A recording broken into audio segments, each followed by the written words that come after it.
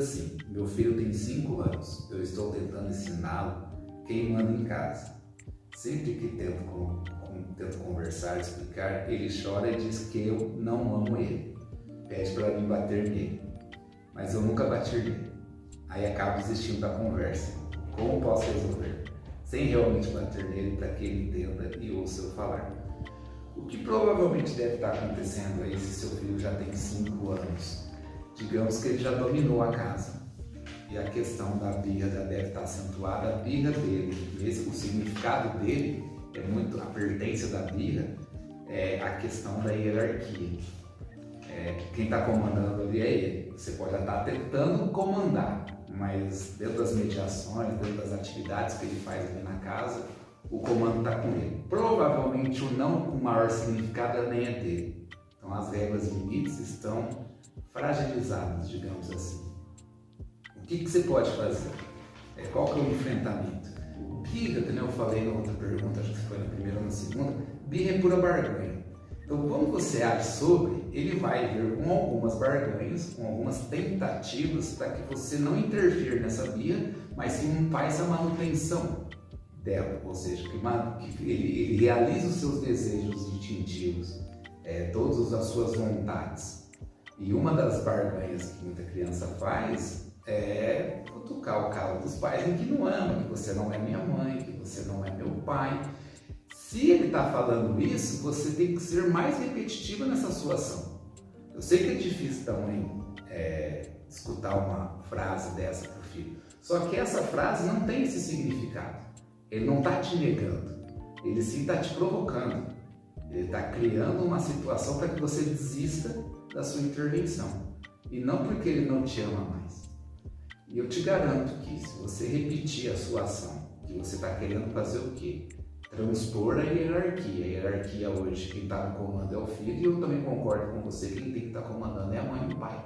Porque você tem maior experiência, você tem maior historicidade, você que tem os conteúdos e a mediação para o desenvolvimento do seu filho, não ele. Então você tem que estar nessa hierarquia, você tem que estar no topo dela e não ele. Então, para você fazer esse movimento, você vai ter que provocar ele dessa seguinte forma: você vai ter que fazer o que? Criar frustrações. O seu filho provavelmente já está com 5 anos e deve estar com uma maturidade bastante baixa, uma tolerância à frustração baixa. Ele precisa se frustrar e você precisa gerar frustrações dele. O não tem que inverter de lado, o não tem que ser seu e não com o significado de que você que está no comando. Não porque não pode, é porque você não acha correto. Não é esse o momento. E você, nesse momento, você tem que não tentar dar tantas justificativas, porque daqui que o pai faz nesse momento. Dá uma justificativa, ele fala que não, e tem toda a birra, vem com toda essa barganha, você cria uma outra justificativa, não dá certo, você cria outra justificativa. Você só está dando argumentos para que ele consiga, de certa forma, transpor essa hierarquia. Faça uma justificativa, repita essa justificativa e mantenha essa justificativa. E não ceda as barganhas. Te garanto que, no mesmo dia, ele vai chegar perto de você e vai tentar fazer uma outra forma de ter a sua recompensa. E nesse momento aí você faz a questão do reforçamento positivo, que a gente chama, né? Então você vai provocar, você vai criar frustração, e quando dá o comportamento ideal, ou você acha que é o comportamento satisfatório, que você vai ceder.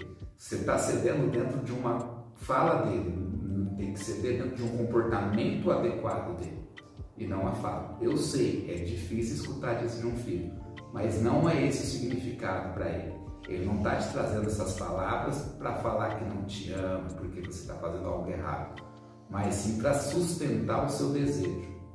É uma provocação. Então não ceda, seja mais assertiva nesse momento e mais repetitiva na sua justificativa.